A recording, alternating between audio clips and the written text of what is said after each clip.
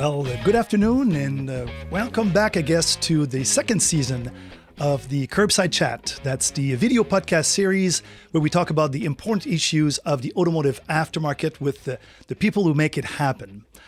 As a host for a second season, we're welcoming back Bob Jaworski, the AIA chairman, and we're looking forward to have him introduce today's guest.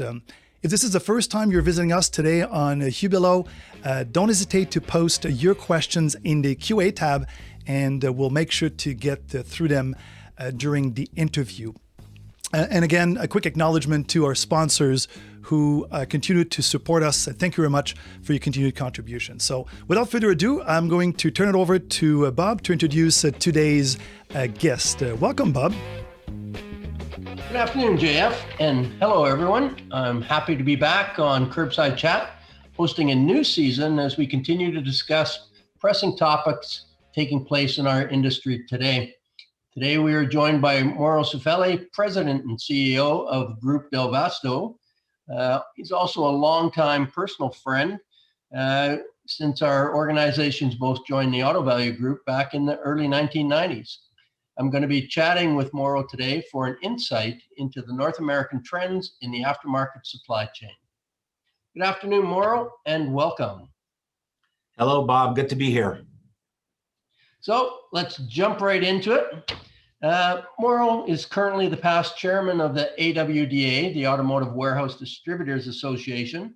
So I'm going to ask Mauro to give us some background about AWDA and the role the association plays in the North American aftermarket, as well as an update on Industry Week in Las Vegas this coming fall.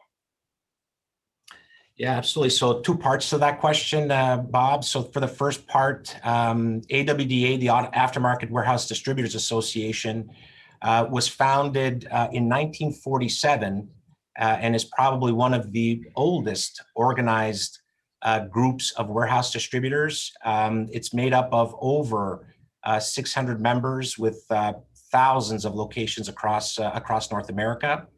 What role does the association play in North America? Well, it represents the interests of traditional distribution like yourself and myself. It is a segment within the Auto Care Association. It used to be a standalone association, I believe, almost 20 years ago. At what time the AWDA and prior to the Auto Care Association, we knew it as AAIA, joined forces. And today, well, AWDA sits under the Auto Care Association as one of its, probably most influential segments within that group. Just a fun fact, I chaired AWDA and just one of two other Canadians that have chaired the association, the other being my fellow Alliance friend and shareholder, Jim Tennant from Piston Ring, who is also chair of AWDA. If we move into the second part of your question, AWDA's Business and Education Conference that's coming up along with APEX. So this would be AWDA's 74th Annual Business and Education Conference. The dates, October 31st right through November 4th at the usual place in Las Vegas, Nevada. And yes, it is a returning in person for this upcoming event. And it will coincide, like it usually does, with an in-person APEX show that will be held at the Sands Expo Center. There have been some changes that have been made to the schedule for 2021. There's been some discussions and recognizing the evolving needs of some of our members, especially over the past year. AWDA endorsed the Manufacturers Advisory Council recommendation to basically align and overlap AWDA with APEX this year. So trying to develop a more efficient schedule that I guess designed to reduce our overall stay in Las Vegas. I mean, we're all looking for ways to shorten that time in Vegas and be as productive and as efficient as possible. So if we look at the schedule, what typically happen is we would fly in on Saturday and we would have our one-on-one meetings on Sunday and Monday. show kicks off, Apex show kicks off on Tuesday. Most of us would stay on Tuesday for the show and then head back home on Wednesday. If we look at the new schedule for 2021, on Sunday the 31st, most of us would fly in. We would have our regular AWDA general session along with the evening's reception. And then Monday, same as in the past, we'd have a full day of one-on-one meetings at the Venetian Suites. And then both Tuesday and Wednesday, we would separate that day, half day in the morning, on the Apex floor, and then the second half of the day in the afternoon in our one-on-one meetings. And then if attendees want to spend Thursday at the show, that's fine. Otherwise, they can head home. So a little bit of a change in the schedule. I think it'll test the waters this year. If additional changes required in 2022, we'll adapt. But I'm looking forward to at least giving it a try. Also, what's new for this year? So we did have two segments within the AWDA that came together. The heavy duty distributors, along with the automotive side of the business, came together under one umbrella under AWDA. So this year, the heavy duty distributors and manufacturers will also be invited to attend all the sessions. That's great, Mauro, and it's great to see the work that AWDA is putting into strengthening the automotive aftermarket. And also a quick plug for Industry Week is AI Canada Night is a definite go, and we've had tremendous interest so far in the sponsorship. And in fact, we're already halfway there and selling out the sponsorship. So if your company is interested in attending Canada Night this year, you better get on it quick and make sure that you still have an opportunity to get those tickets and attend that night. It's a new format this year. It's actually a joining of the Spirits of Canada and AIA together, and the facility will be right at the Venetian. So it's a change of venue, a change of format, and we're really looking forward to a great evening to be spent getting to know each other, because it's been a long absence from we've had a chance to all have a cocktail and visit with each other. So from that standpoint, it should be a great time. Hey, Bob, so, just maybe want to add, a little bit of a commercial here for Industry Week. Obviously, we're the ones that make Industry Week successful. With everything that's been going on over the last 15 months, as you just mentioned, being able to see people in person, but without the people, without the companies that purchase the products, there's absolutely no reason to have this event. So, travel is still iffy. Here in Canada, the federal government did make some statements recently about our ability to travel and drop some of the restrictions. And if you haven't attended or haven't been a part of the AWDA one-on-one meetings, and Bob, you can attest to this, this is probably the most efficient way to conduct business while you're in Las Vegas, while you're on the during Industry Week. It's basically been developed, with these pre-scheduled sessions to facilitate these high-level business discussions between warehouse distributors and manufacturers, and basically you've got the decision maker. So if you're looking for decisions, this is the place to be. This is the place to get involved and participate. 100% agree, Mauro. It's a great event, extremely well organized. And the nice part about some of these meetings too is it saves you a ton of walking with the coordinated meetings. So I like that part of it too. So next question, Mauro, with the struggles that we've seen with manufacturers and suppliers dealing with inventory fill rates and lead times, largely due to the COVID-19 pandemic. Do you see any future trends that may occur in distribution? For example, less dependence on offshore manufacturers? You're having trouble with supply, Bob? Well, because they keep shipping it all to Quebec. Well, yeah, it's been a challenge for everyone. I mean, but first, I think there are probably a number of factors that are causing pain for the automotive parts manufacturers that range well beyond the impacts of COVID-19, the pandemic, and the initial factory shutdowns. I mean, we started to feel some of those pressures prior to COVID. We had the U.S.-China trade war, and yes, the supply and demand shocks that were caused by COVID-19 probably had were probably the two major disruptors in the supply chain. But there has also been a domino effect, where severe shortages of product was caused by everything to do with shipping.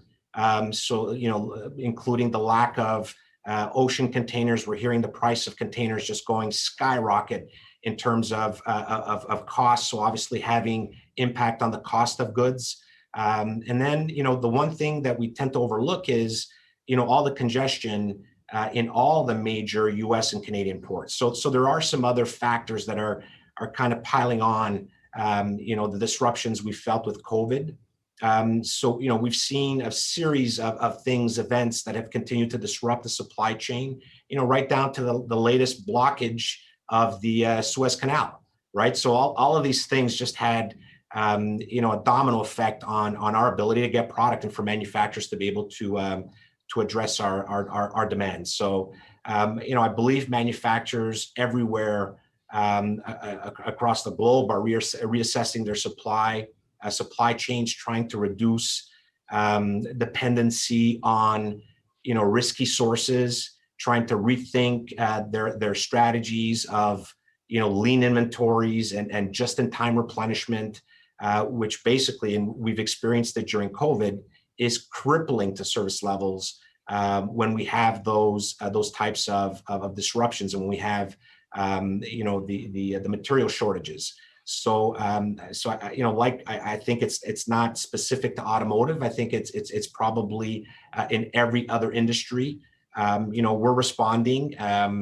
Most of our vendor partners, I believe, are responding to the crisis by reevaluating their sourcing strategies. We've had multiple conversations with our vendors on a continuous basis, and they're all examining the possibility of shifting production from China and other distant countries to this side of the hemisphere, to the western side of the hemisphere. Mexico and even the U.S. That was Trump's big thing in trying to bring production back. A lot of companies in real time are at least trying to make strategic decisions to mitigate some of those logistical challenges and all the supply risks. But I got to say, it's much easier said than done. In discussions with a lot of our vendor partners, those types of moves, also involve the relocation of their suppliers. Continuing on, over the last couple of decades, we've seen a change in the traditional distribution network, with more large retailers taking a more aggressive role in distribution, at least in the USA anyway. Do you see that trend occurring in Canada? And could you also touch on the presence of B2C, business to consumer online ordering model, and the effect it is having on the distribution model in the automotive aftermarket? Yeah, so the first part of the question, where we're seeing, especially in the U.S., where the major retailers have, taken a more aggressive approach to the wholesale side of the business. But from where I stand, competition is competition. We've already seen somewhat similar trends in Canada with major retailers developing wholesale footprints and vice versa. We've had some wholesalers that have basically gone the other way and tried to balance their mix between retail and wholesale. There's obviously no significant barriers of entry for some of those US players, but there are some significant differences between those two countries, between the Canadian market landscape and the US market landscape. For one, population, demographics, size. I mean, we're very dispersed as a population. So, but again, there are definitely opportunities.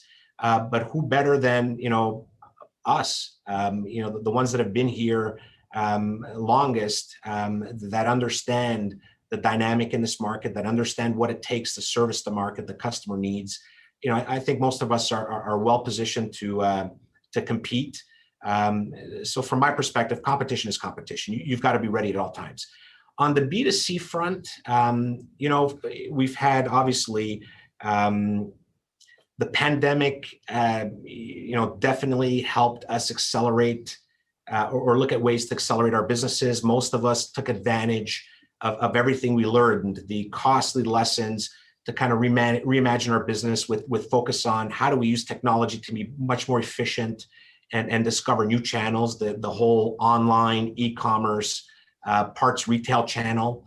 But I still believe that business to business is kind of masquerading what we tend to refer to as B2C. So when we if we look at some of the major retailers, online retailers, when you look at their customer base, I'm not sure 100% of it is consumers buying parts for their vehicles. Do it yourself is a declining segment. Vehicles are becoming much more complex to repair. Some of the new technologies in vehicle with some of the new manufacturers, organizations like Tesla, when we're asked about, the impacts of electric vehicles, on our business, and we're not concerned about the technology. We're much more focused in on the experience. A lot of these customer experience, a lot of these manufacturers, car manufacturers, OEMs are creating for their customer. That's the real threat for us, making sure we understand it, making sure we adapt. So, to me, it's not about B2B, it's not about B2C, it's really about B2E. It's business to everyone. And so how do we use technology to bring the entire automotive ecosystem together? That to me is really the importance of how to leverage technology within our businesses. We should all be investing aggressively in digitizing beyond just parts retail.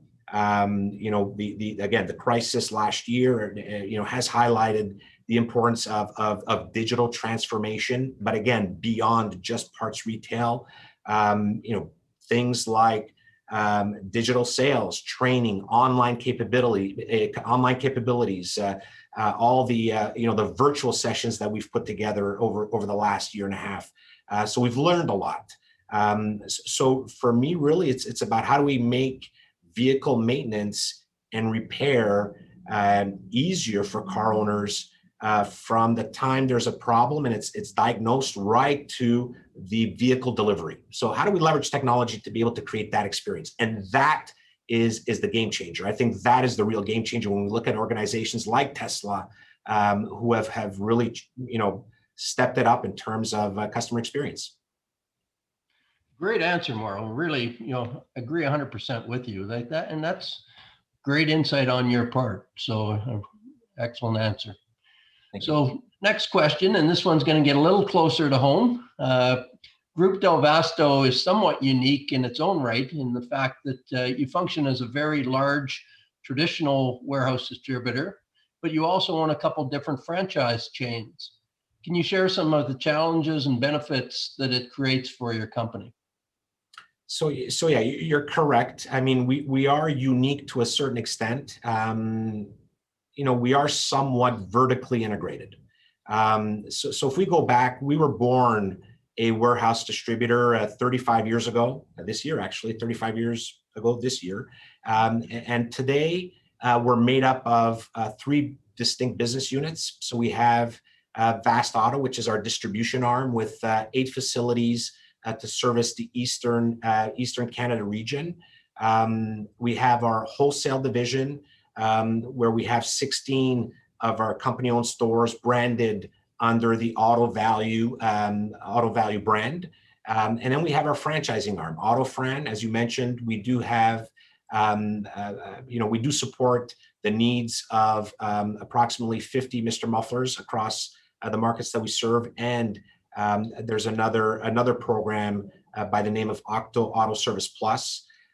So we are kind of vertically integrated to a certain extent. So it does allow us to manage and control some of the various aspects of the distribution and sales process. So we have a little more control over the value we can create for our customers. So, for example, as part of our franchise formula, the distribution is a big part of it.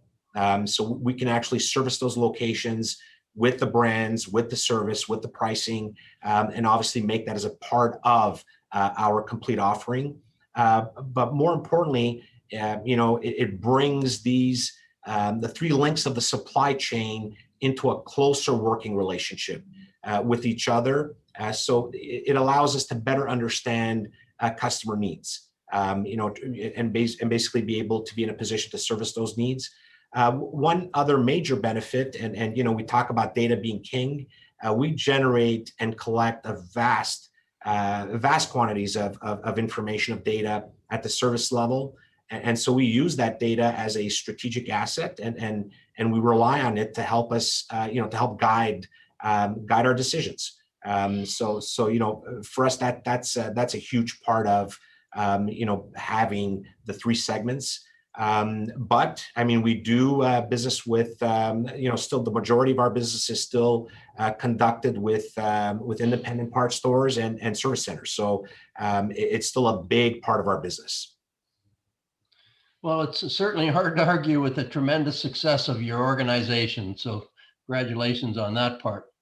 Moving into kind of our final topic area, again, more personal to Mauro, but Mauro, you have a passion for giving back to the automotive industry and displayed, and in the many volunteer roles that you've taken on in such distinguished groups as AIA, AWDA.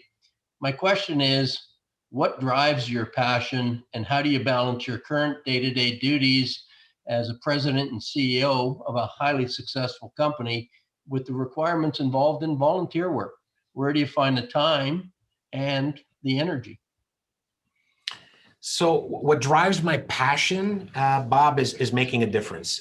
Making a difference in an industry that's really been good to me, been good to our family, been good to me personally. And so this is my way, and not just my way, but the organization's, Groupe Vasto's way of giving back to the industry. All associations, whether it be AIA, Auto Care Association, AWDA, yeah, absolutely, they are the voice of an advocate for our needs.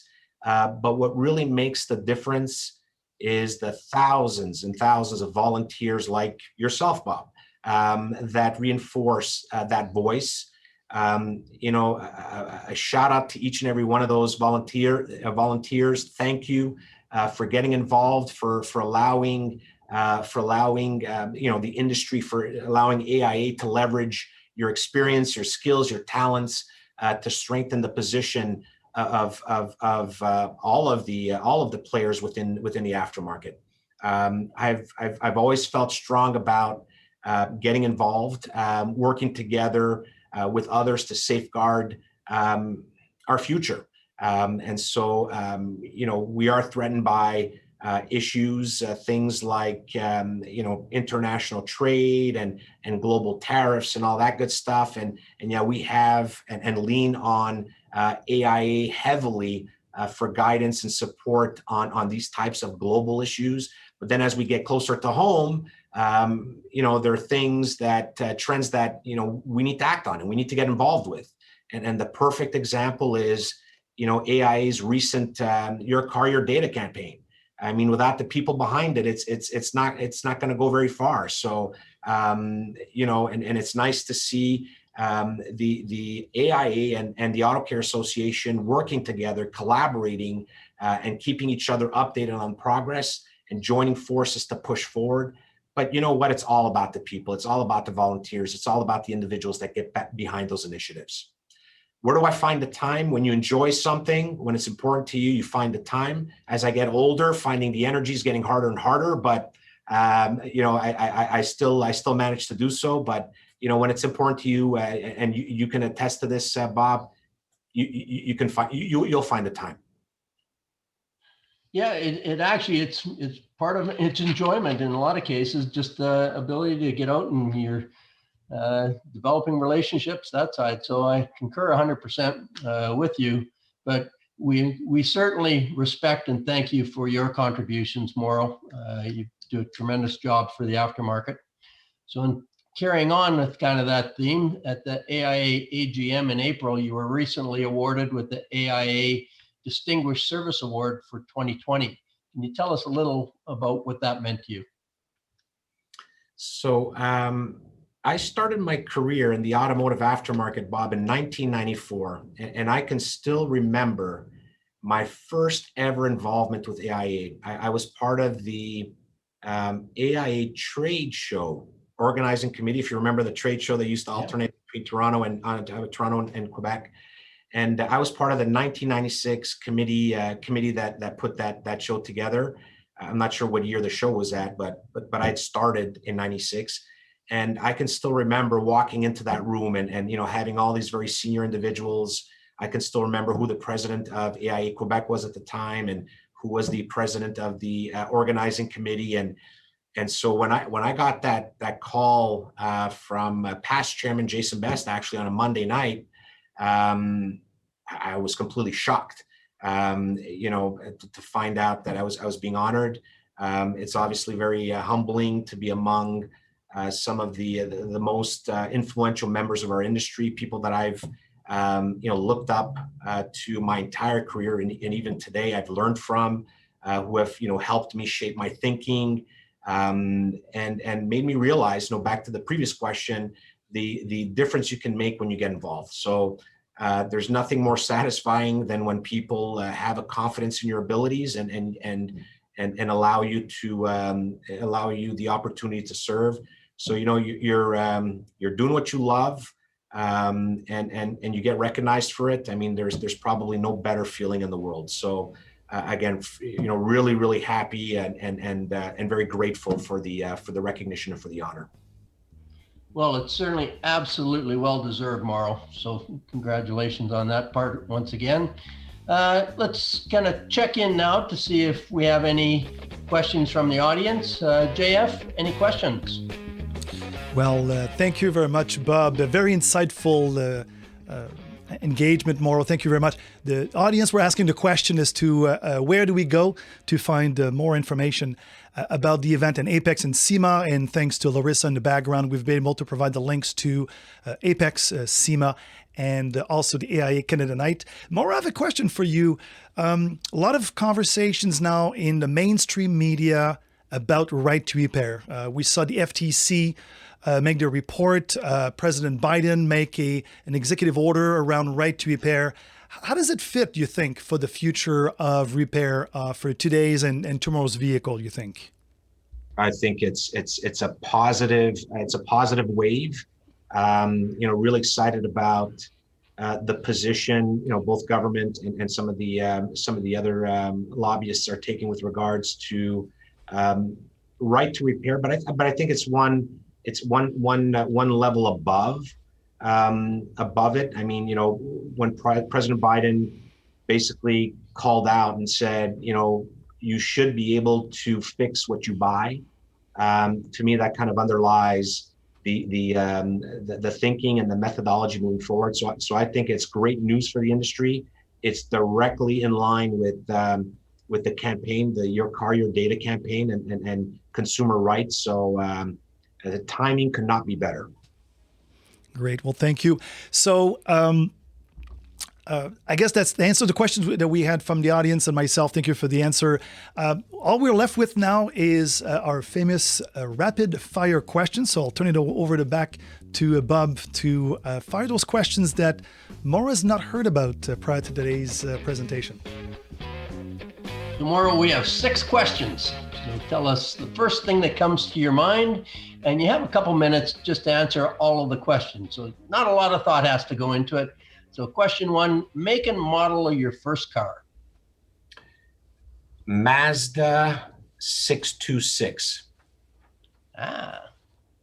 What was your favorite thing about working in the automotive industry? Or what is your favorite thing? The people. Yep, great answer. What advice would you tell your 18-year-old self? Oh boy. My 18-year-old self.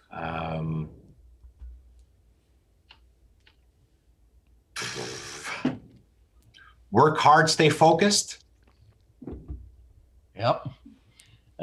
What are you terrible at, but love to do anyway?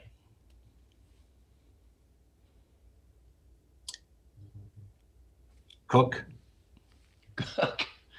Yeah, I might concur with that. Unless it's barbecuing, I can get along with that part. So, what is the best professional development book you've ever read? I just read the biography of Robert Iger, from past chair and president of Walt Disney. A definite reader. Probably one of the best biographies I've read, and a great learning tool. Oh, good.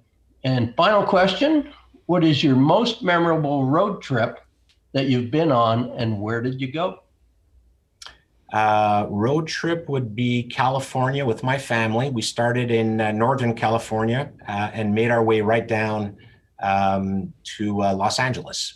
So that was, and talking about one image I have in my mind, sorry, it's going to take 10 seconds, but one image I have, and especially with the recent fires in the West, we drove through a county in California, and they still had the remains of of the forest fires. So, cars on the side of the road burnt, and just basically everything torn down. I will never forget that image. Well, that's great, Mauro, and thanks for sharing. I guess, well, I want to say a big thank you to you, Mauro, for your time today and the great insight you've provided us. On behalf of myself and AIA Canada, I also want to thank all those attendees who tuned in today to watch this episode of Curbside Chat. Until next time, everyone, stay safe, and back to you, JF. Well, again, thank you for everyone for joining today. Thank you for sharing your questions. Thanks to Mauro for his great insight into the automotive aftermarket. And please stay tuned for our next episode of the Curbside Chat. And until then, take care. Bye, everyone. Thanks, everyone.